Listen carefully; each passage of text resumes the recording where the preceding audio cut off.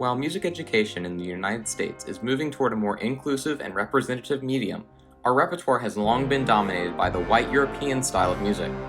The purpose of this study is to analyze two state music lists and compare the demographic of the composers involved with the demographics of the students we teach. With this data, I hope to urge directors of ensembles, state music associations, and publishing companies to develop explicit plans of action in order to address the gap between our curriculum and our students. Further, I question to what extent this gap in diversity and representation affects the double consciousness of minority music students, and if music education can address some of its systemic inequalities in participation through a more inclusive repertoire. In order to begin to assess diversity in our repertoire, I turned to two of the largest and dominating state music associations, the University Interscholastic League in Texas and the Florida Bandmasters Association in Florida. Band contests are the closest musical equivalent of state testing. They provide a regulated assessment with standardized rubrics designed to evaluate the ensemble's performance of their selected pieces. Both associations provide published lists of approved music for competition, from which bands must select if they want to be evaluated. Even for non-evaluated concerts, these lists serve as unofficial curriculum guides for directors, providing what could be seen as an officially approved list of repertoire, no different than state organizations selecting specific textbooks for traditional academic subjects. I then cross-reference these lists with data from the Institute of Composer Diversity, an online database of works by diverse composers. Our definition of diverse here means anyone who is not from the majority of white, cis-male, heterosexual composers.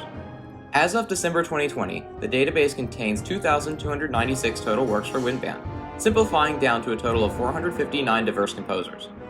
I was then able to cross-reference the state list with the diverse composer list in order to identify which pieces were by composers of diverse subgroups.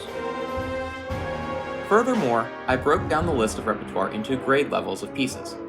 While each state has its own grading system of difficulty, in general, grades 1 and 2 are for middle school ensembles, grades 3 and 4 for high schools, and grades 5 and 6 for colleges and professional groups.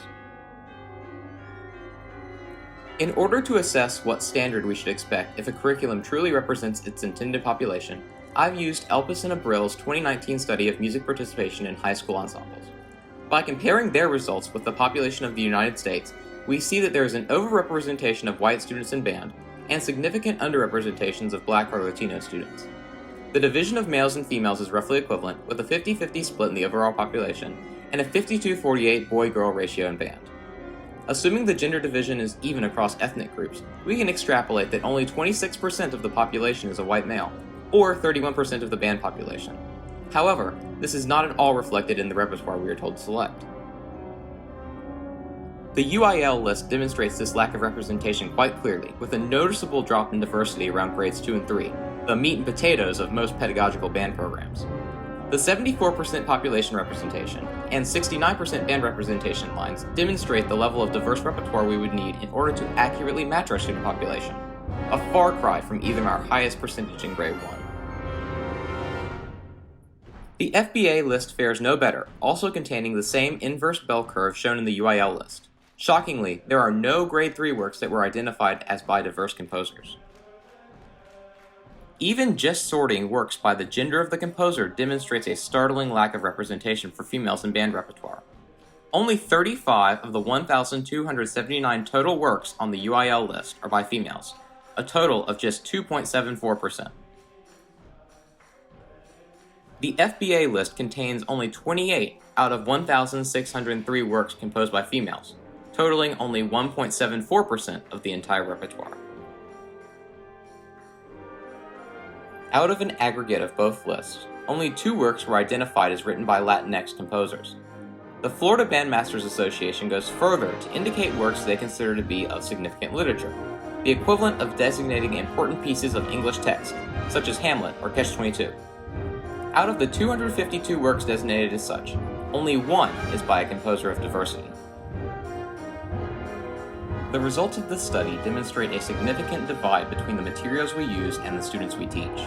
While the primary cause of this is likely not intentionally exclusionary, the clear fact remains that students from underrepresented ethnic groups in band rarely, if ever, see themselves represented in the music they learn to perform.